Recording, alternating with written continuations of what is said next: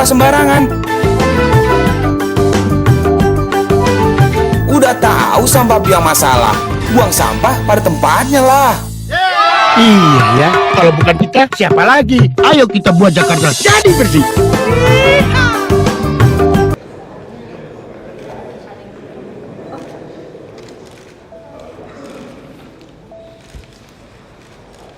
Assalamualaikum warahmatullahi wabarakatuh. Selamat pagi dan salam sejahtera bagi kita semua. Yang terhormat Wakil Gubernur Provinsi DKI Jakarta, yang kami hormati Presiden of Indonesian Petroleum Association beserta jajarannya, para pejabat pemerintah Provinsi DKI Jakarta serta hadirin undangan yang berbahagia. Selamat datang kami ucapkan di Balai Pemerintah Provinsi DKI Jakarta dalam acara penandatanganan berita acara serah terima hibah kendaraan pengangkut sampah Isuzu L dari Indonesian Petroleum Association kepada pemerintah Provinsi DKI Jakarta pada hari ini Kamis 18 September 2014. Indonesian Petroleum Association kepada yang kami hormati Bapak Insinyur Lukman Ahmad Mahfud kami persilahkan.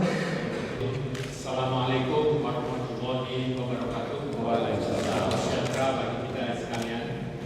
Pada yang terhormat Bapak Wakil Gubernur DKI Jakarta, Bapak Basuki Cahayapurnama yang kita hormati, serta jajaran pemerintah daerah Jakarta Raya. Pertama-tama kami sampaikan terima kasih atas kesempatan yang diberikan pada pagi hari ini.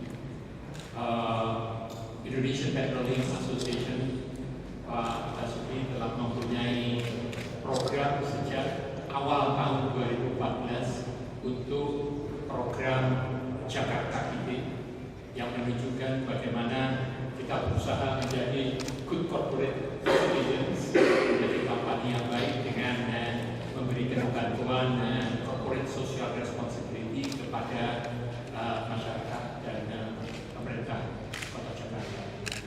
Selama ini kita fokus untuk kegiatan-kegiatan CSR program itu di daerah-daerah operasi kita.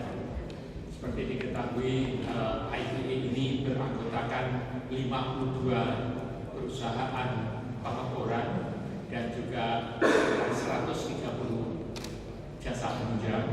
Semuanya saat ini untuk tahun 2013 memberikan kontribusi kepada pemerintah sebesar 31 miliar, kira-kira 26% daripada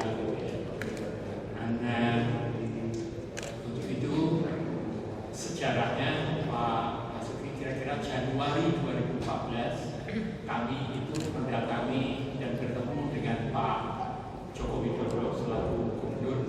Pada saat itu ada banjir lebat Jakarta, kemudian kita berbicara bagaimana apa yang bisa kita sumbangkan untuk pemerintah.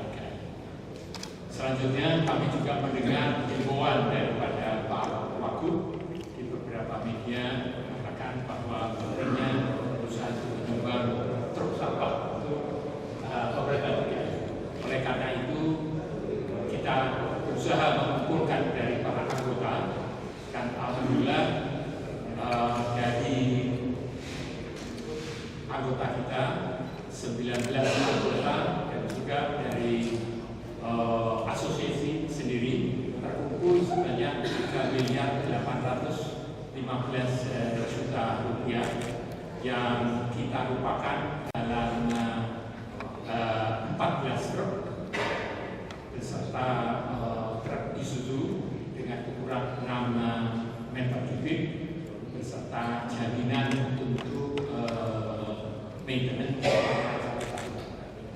Mudah-mudahan apa-apa yang kita sumbangkan ini walaupun jumlahnya sedikit bisa diterima oleh Bapak Wakil Gubernur dengan baik dan menjadi kontribusi kita. Kepada juga tim daripada IPA yang mengadakan procurement daripada truk-truk tersebut, saya ucapkan terima kasih. Procurement-nya sudah selesai, pembeliannya sudah selesai Pak Wagub, karena saya siap untuk diserah terimakan. Saya juga mengucapkan terima kasih kepada Court dan kepada ITB yang telah mensupport.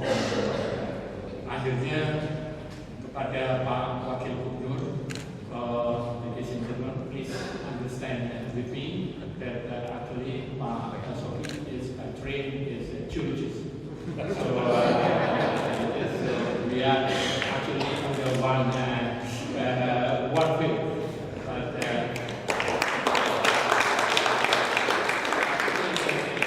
I do believe with the path that Pak Basuki just today, it will be more contribution to the countries instead of us, and kepada Pak Basuki, kami sebagai warga negara dan warga daripada DKI mengucapkan selamat. Insya Allah Bapak diberikan kekuatan dan kesabaran dalam bekerja. Kami tentunya Bapak diberikan kesehatan. Kami mengetahui tantangan-tantangan dari Bapak itu dalam memimpin kita ini tidak mudah. Kami selalu kadang-kadang takut sekali keberadaan Bapak. Jadi mudah-mudahan Tuhan yang Maha Kuasa, Allah Subhanahu Wa Taala selalu membimbing dan memberikan pertolongan kepada Bapak sehingga bisa memimpin kota Jakarta ini dengan baik. Sekian, wassalamualaikum warahmatullahi wabarakatuh. Bapak Ibu hadirin undangan yang kami hormati, selanjutnya kita dengarkan bersama sambutan Wakil Gubernur Provinsi DKI Jakarta kepada yang terhormat Bapak Basuki Cahayapurnama, kami persilakan. Yang saya hormati Presiden Indonesian Petroleum Association ini Pak Lukman, yang saya hormati Board of IPA istilahnya, dan anggotanya yang hadir pagi ini, para pejabat DKI, asisten ekonomi, pembangunan, BPKD, kebersihan, ini lengkap nih, buku, upload sampai bagian biro hukum. Ya, untuk para media, selamat pagi, salam sejahtera kepada semua. Sorry, I prefer speak Indonesia. Oh ya, betul. Like, how to understand it? Yeah. I'm not a geologist. I was a geologist. Ya, baru malam kemarin, Senin malam, saya dapat kartu IAGI. IAGI Indonesia, Association Geologist Association. Nah, jadi saya bicara sama teman-teman saya, kemudian teman saya dari panitia.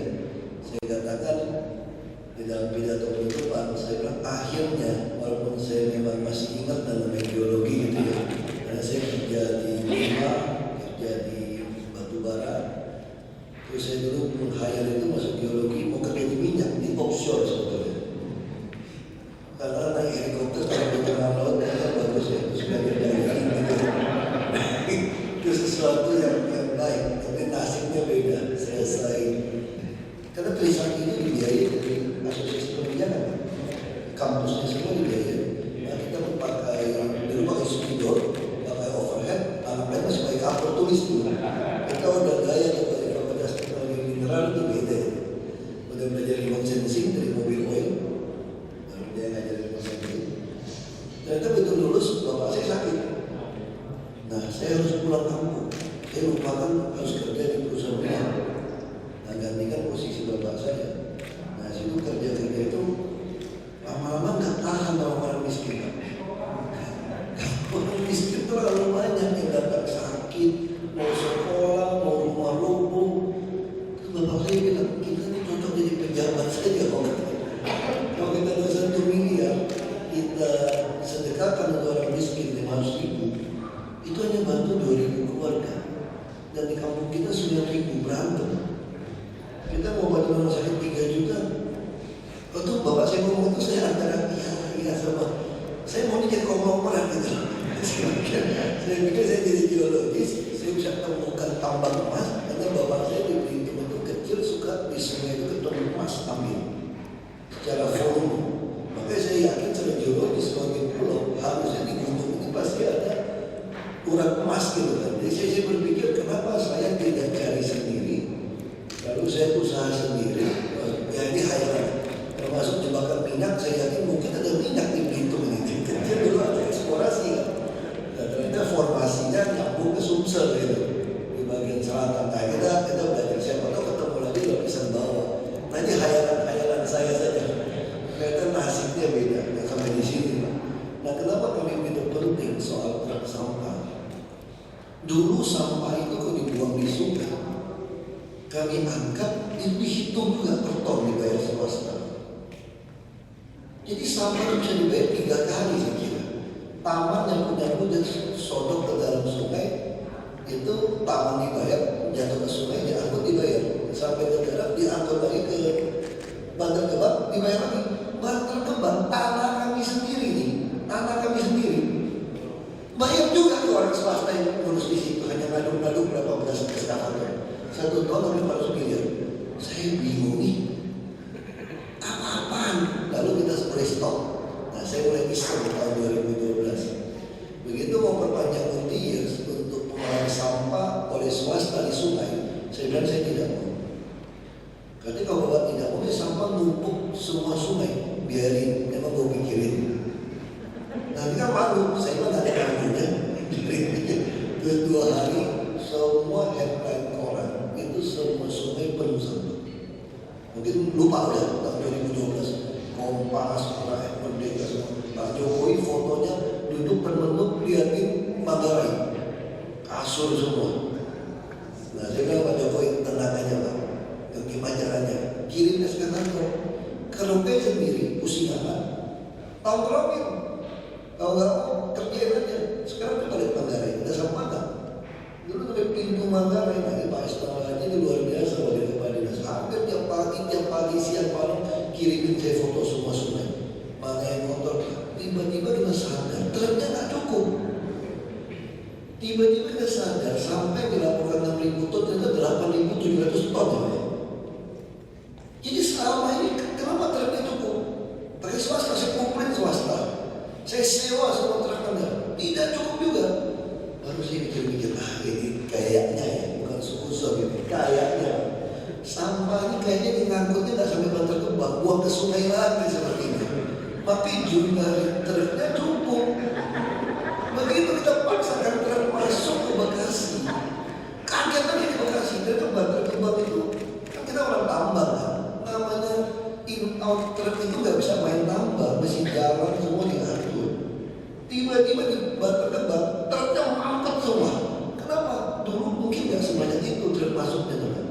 So mungkin hanya buang setengah seperempat, balik lagi keluar, dia nongkrong di pinggiran Bantar Gebang itu masuk lagi.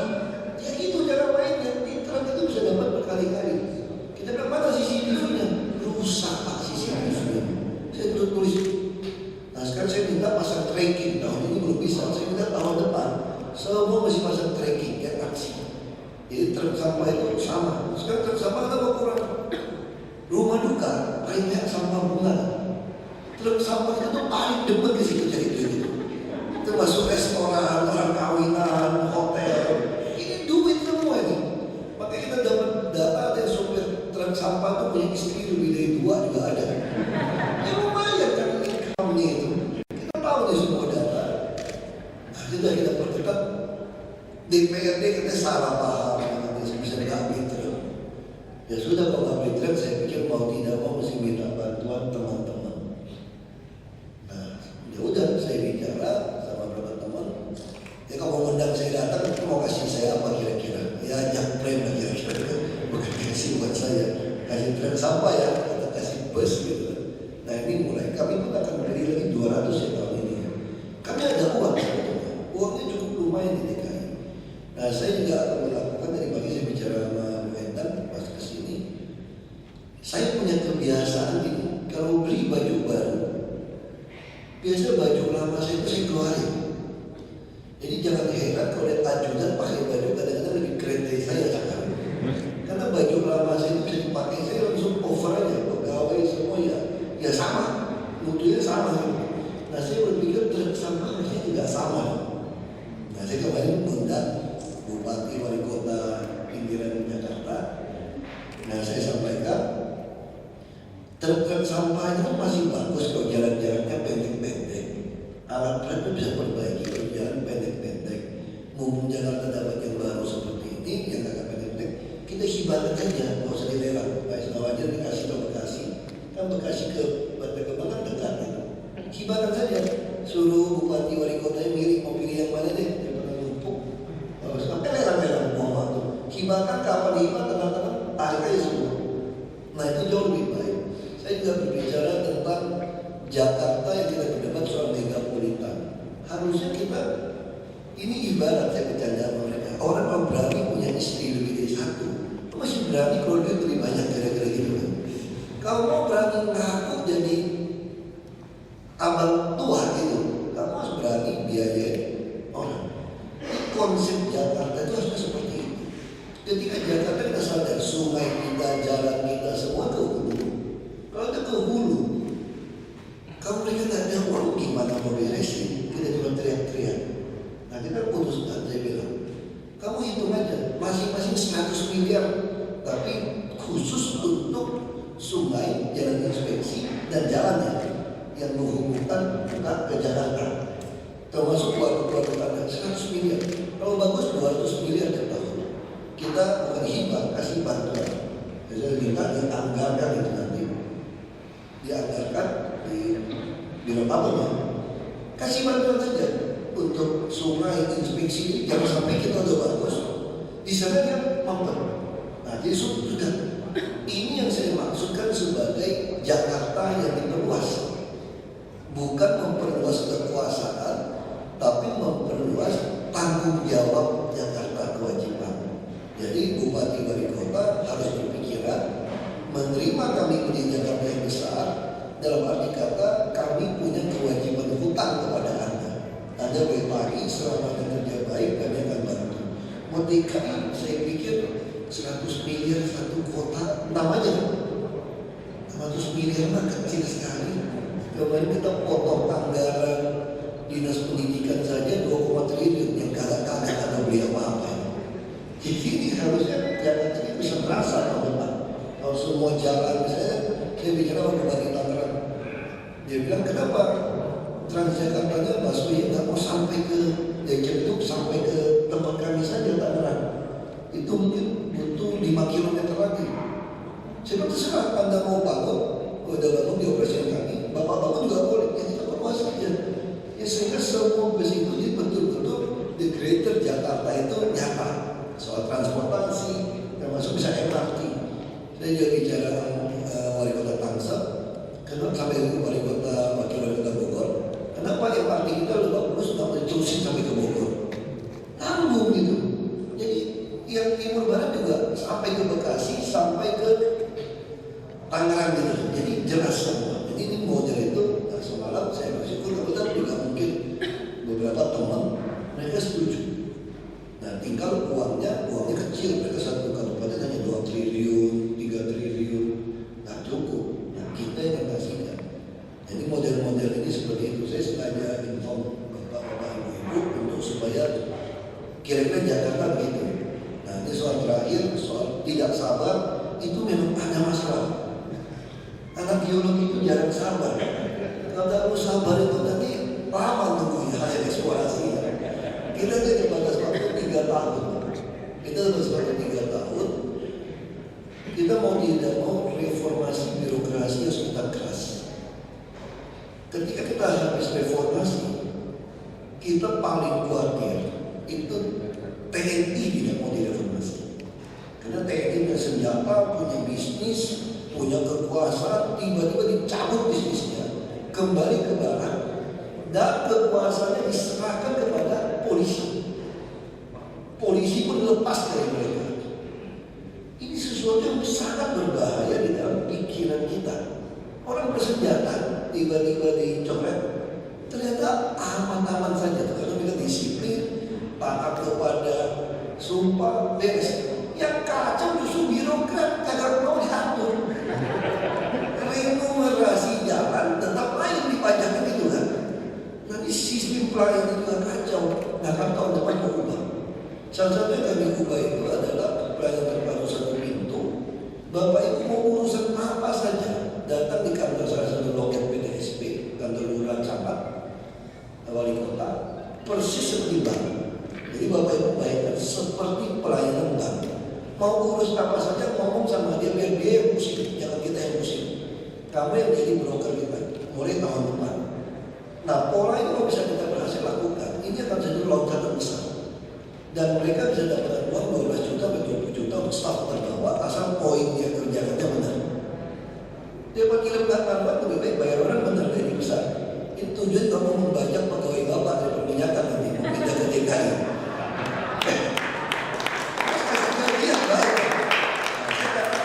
Kita sudah menggaji orang di DKI melebihi atau minimal sama dengan perusahaan minyak terbaik di Indonesia.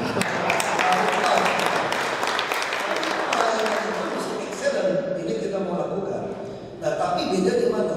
Kemarin kita berdebat, ada argumen. Selalu berpikiran PTSP ini harus pakai baju dasi dong, seperti bank. Bajunya jangan pakai baju PNS. Ya seperti itu kan, merubah image pelayanan. Saya bilang tidak boleh. Tidak boleh. Saya bilang tidak boleh. Ini teman biologi ya, ini angkatan atas saya nih. Saya ikutnya bikin tesis skripsi di kantornya. Saya bilang kapan bagus. Ada tempelin. Anak-anak mahasiswa nggak ngerti cara book smart nggak ngerti. Saya bayar drafter.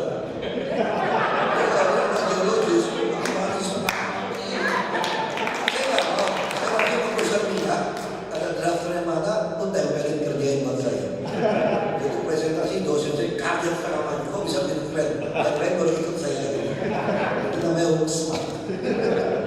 Ini kan baik soal itu. Saya katakan PTSP kita, pajak kita, wisata kita. Saya tidak mau lagi pakai baju putih dasi. Walaupun baju PNS kesannya kurang baik. Bagi koki. Saya mau tunjukkan bahwa PNS pun sangat excellent dan profesional. Kalau di PTSP pakai baju dasi, pakai baju biasa, masyarakat akan punya persepsi yang benar. Oh iya ya, perubahannya. Jangan-jangan sudah mempekerjakan orang luar. Jadi PNS tidak dapat kredit. Tapi kalau PNS digaji dengan baik, dia kerja dengan baik, masih pakai seragam PNS. Di semua kantor PTSP, masyarakat akan mengatakan benar-benar reformasi birokrasi telah terjadi. PNS sudah berubah. Nah ini yang mau kita lakukan. Tidak ada ganti pakaian. Nah ini model-model ini yang akan kami lakukan sekali lagi. Kalau soal bahaya dan bahaya, depan aku juga.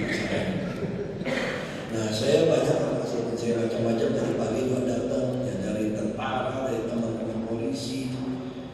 Nah saya mau bercanda begini saja. Kalau Anda mau memperbaiki negeri ini, kalau Anda takut terbunuh, lebih baik Anda nggak usah jadi pemimpin. Tidak ada pilihan. Apalagi kalau Anda takut hanya satu orang, lebih celaka lagi. Anda mau jadi budak orang seumur hidup. Nggak ada pilihan. Nggak ada pilihan, jadi harus kita tahu. Pagi-pagi istri saya pun baru ngomong lagi sama saya tentangnya terlalu seperti itu. Saya juga bilang sama istri saya, ini tidak ada pilihan. Dari sekian juta orang kita bisa di posisi itu tidak ada pilihan. Lagi pula bagaimana kita bisa hidup kalau kita takut sama seseorang, berapa orang atau kelompok. Tidak mungkin kita lakukan perubahan. Ini tidak ada pilihan, sudah nasib. Saya bilang, kalau sampai harus terbunuh pun saya bilang, ini pun sudah digarisin dari Tuhan. Gak ada pilihan Pak. Ya minimal kita beli asuransi yang cukup lah. Yang repot yang ditinggal, yang mati mah tidak tahu apa-apa Pak. Yang repot yang ditinggal gitu. Kalau yang mati mah lewat-lewat aja Pak. Orang mati udah gitu banyak Pak. Tapi biasanya yang takut mati itu yang mati. Yang gak berani gak takut mati biasa-biasa aja. Anak geologi kita udah saya kira udah biasa hadapin masalah. Nah yang terakhir itu smart, memang kita harus mengajak banyak orang terlibat. Kalau banyak orang terlibat, semua masih diselesaikan dengan baik. Dulu saya skripsi termasuk paling cepat. Saya lulus angkatan saya paling cepat skripsi. Kenapa bisa gitu cepat? Karena kalau saya ke lapangan, saya ngajarin mamam yang mengangkat porter saya itu. Saya ngajarin dia ngambil sampel itu. Saya cari tukang batu. Kan dosen bilang mesin-mesin gua sebesar kira-kira bungkus rokok. Kita yang nggak biasa main batu tuh mana bisa bikin itu bagus, yang mirip-mirip. Nah saya cari tukang batu. Tukang batu jadi porter saya. Dia jalan di sungai, saya ajarin kalau dia ada kira-kira batu yang berbeda, kamu stop, kamu ambil sampel, terus lempar ke saya di atas, saya lihat sendiri. Ya kira-kira bagus, oke, kamu ambil sampel, lalu saya deskripsi di atas, duduk di atas. Makanya teman saya datang, dosen saya datang, dia kaget, gue tuh cari lokasi, di mana? Saya juga gak bingung di mana. Itu namanya usumatif. Ya kan, jadi pengalaman di geologi. Tapi yang ketahuan dari Profesor Udin Alimuntoro, waktu kolokium mereka datang ke tempat saya kaget, Profesor mau datang kolokium saya. Saya skripsi di Jampang Tengah, dia tanya-tanya, terus dia bilang begini, terakhir dia tulis, dia kasih saya nilai 78 masalah. Oh bagus, dia tulis begini, saya ingin Anda tahu kenapa saya hadir di kolokium saudara. Daerah skripsi saudara adalah disertasi saya. Kelebihan daerah ini adalah tidak ditemukan fosil penentu umur lapisan. Bagaimana saudara bisa punya fosil di situ? Itu saya beli di Kemarnev, namanya Brezhnev. Saya udah pusing tampilin, tanya dosen pembimbing, bolak-balik, kurang rajin, kurang ketemu. Saya tambah 6 bulan di lapangan, nyari itu fosil ketemu, sudah ganti semua. Dosennya ngotot masih ada fosil, udah aku beli di lab aja, taruh aja. Nah, karena itulah saya jadi politisi mungkin gak ada.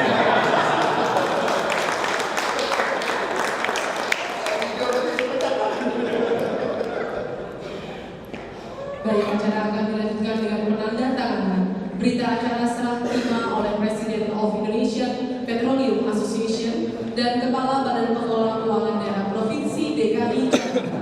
Disaksikan Wakil Gubernur Provinsi DKI Jakarta. Dipersilakan menuju meja penandatanganan.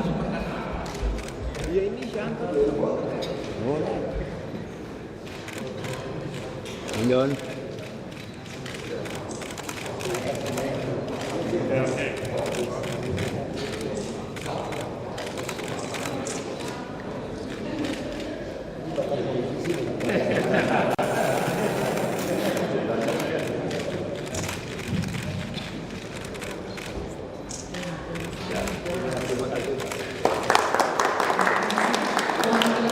Foto bersama terlebih dahulu, Bapak Wakil Gubernur.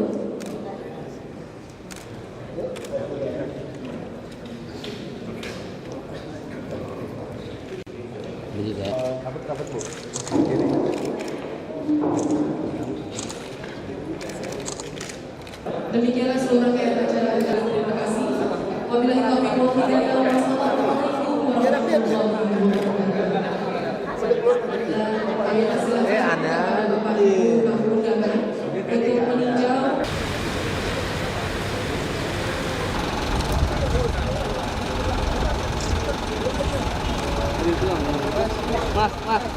Mas, hei, lihat aja.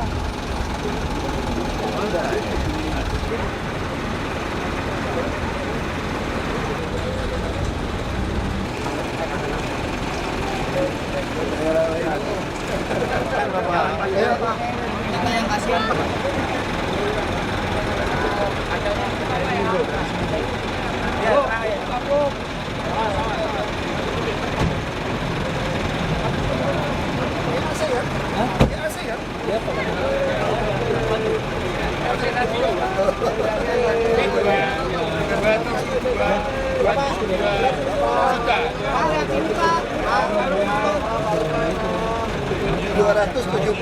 Juta dia tuh.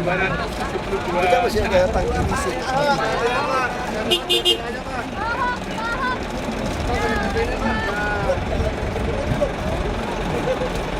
Terima kasih. Pak Ahoknya banyak pekerjaan.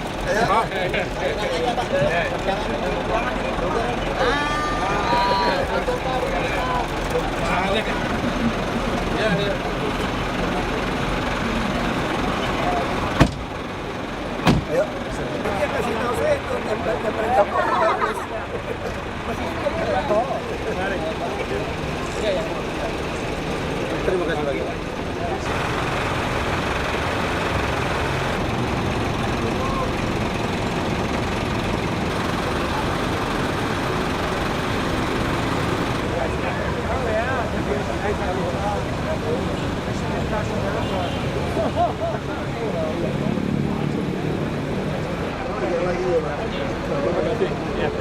Terima kasih, Pak.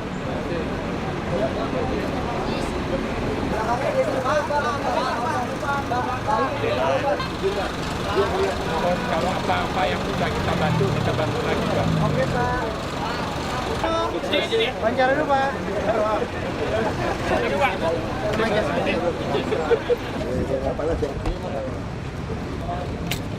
Nanti kita tinggal diatur di lurah camat, karena kan anggaran kan kita mau taruh di lurah camat. Yang benar juga sih, nggak ada dalam struktur kita ada hansip sebetulnya gitu kan. Kita kan linmas. Yang kita pakai kan bukan hansip lagi tulisan bajunya, linmas kan. Kalau di sini masih tulis hansip. Ya oke aja, hansip ya kayak satpam di komplek aja udah. Ya. Pak, ini sumbangan mengenai ada wacana mau judicial review undang-undang kotor pidana tahun 2004 pasal 29 tentang jadi misalnya kalau misalnya Bapak mundur dari partai nanti harus mundur juga dari kalau sudah nggak direkomendasikan sama partai gimana tuh Pak? Mana saya itu oke aja terserah. Kalau mau kayak begitu kan kalau di DPRD logikanya berarti semua kepala daerah harus jadi anggota DPRD seperti parlementer. Di presiden pun kalau mau di DPR MPR harus menjadi bagian dari anggota DPR atau MPR. Nah itu secara undang-undang nggak bisa Anda hanya kesalahan kecil Anda cari sesuatu yang lebih runyam gitu loh. Ya kan kalau logika di DPRD berarti harusnya bupati, wali kota, gubernur pun harus jadi anggota DPRD dong. Seperti sistem parlementer begitu kan. Nah kalau ini mengatakan bahwa kalau rekomendasi dari partai dicabut, si pejabat itu juga harus mundur gitu. Makanya itu saya bilang tergantung MK. Itu berarti nanti kita semua bikin partai saja, yang berkuasa hanya partai. Dan di Indonesia itu partai itu hanya dikuasai 2-3 orang sebetulnya. Ya masa negara gitu besar 250 juta penduduk hanya dikuasai 60 orang aja. Nggak bisa, ini rakyat udah ngerasakan enaknya namanya rakyat yang berkuasa kok. Ya udah nggak apa-apa lah.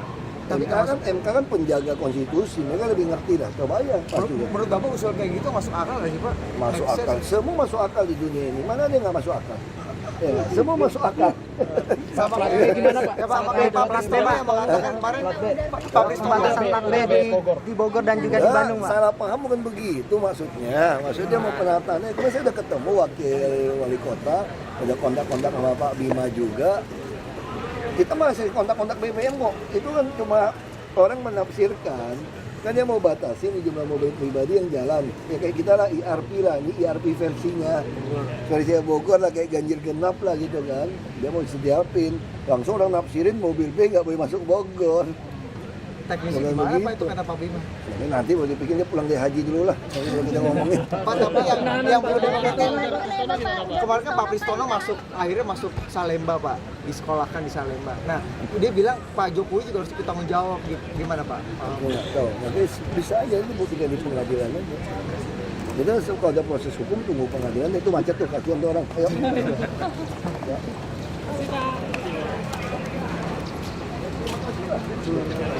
Ini bukan PNS, gitu loh. Bapak ganti baju kalau kelakuannya sama.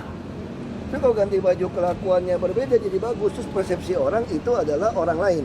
Kan payah, lamban, korup macam-macam. Nah kalau dia jadi PTSP bisa lainin dengan baik, saya maunya pakai baju PNS dong. Bayi nggak ada lagi yang cuma pakai kemeja putih. Nggak mau saya, nggak mau pelayanan. Jadi seolah-olah kalau ganti kemeja putih lebih baik, terus persepsi orang bukan PNS. Jadi seolah-olah kalau pakai baju coklat itu pasti jelek pelayanannya. Nggak bener dong. Itu kan udah lama Pak diterapin di Dinas Pelayanan Pajak sama makanya saya bilang nanti kita lagi bahas pajak oke lah boleh bertahap. Tapi minimal yang PTSP itu harus pakai baju tetap Pemda. Itu kan kalau pakai pas batik atau pakai yang koko yang Betawi harus tetap seperti ini semua. Jadi jelas ini kita pegawai negeri sipil. Bapak juga akan mencontoh kepada bawahan Pak. Saya kan pakai baju hijau coklat terus. Pak Jokowi? Pakai juga kan beliau. Pernah. Pakai berapa kali pakai? 5 kali Pak pakai. Masa kamu hitung ya? Hitung. Iya Pak. Kan nggak pakai. Hitung ya? Rasa gue lebih dari 5 kali lu fitnah. Enggak Pak, yang hijau nggak pernah pakai Pak. Oh pakai? Enggak. Pakai. Kalau ada pengarahan aja Pak pakainya. Pakai loh. Oh enggak, pakai yang putih. Seperti kamar.